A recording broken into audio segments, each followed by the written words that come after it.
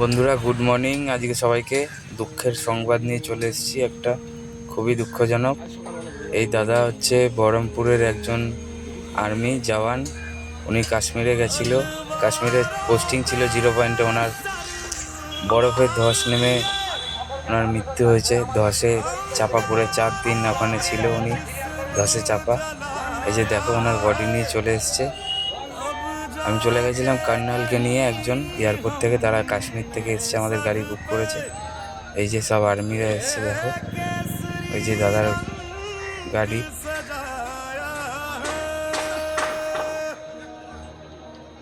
দাদা এই গাড়িতে করে আসছে, ওনার নাম হচ্ছে পলাশ ঘোষ।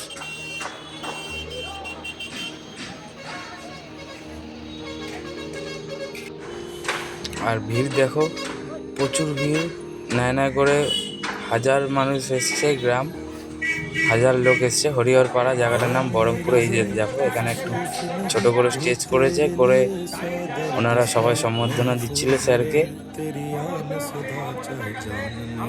আর ভিড় দেখো কিরকম ভিড়, লোক উপচে পড়ার মতন লোক।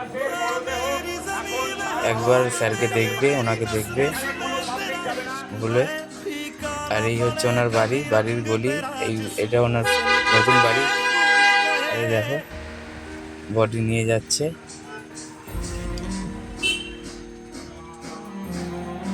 তিরঙ্গাতে পুরো ঢাকা, তিরঙ্গা দিয়ে।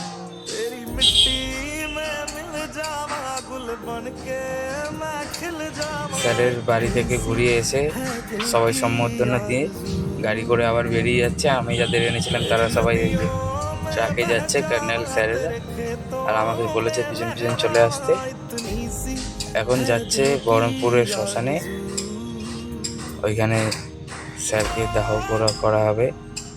পলাশ ঘোষ উনি একজন আর্মি, 0 পয়েন্টে কাজ করতো, একদম বরফের। আমাদের পরিষেবা দিতে গিয়ে নিজের, ওনার ফ্যামিলি, 2 বাচ্চা আছে, 2 মেয়ে আছে।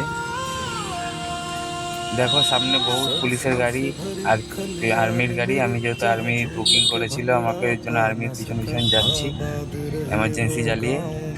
প্রচুর দূর, 15 কিলোমিটার শ্মশান ওখান থেকে, বহরমপুর একদম সিটিতে। ওইখানে যাব, দাহ করা হবে স্যারকে। তারপরে আমরা ওখান থেকে আবার কর্নেল স্যারকে নিয়ে ফিরে যাব কলকাতা। উনি আবার এয়ারপোর্ট ধরে, ফ্লাইট ধরে কাশ্মীর চলে যাবে। ভিডিওটা ভালো লাগলে লাইক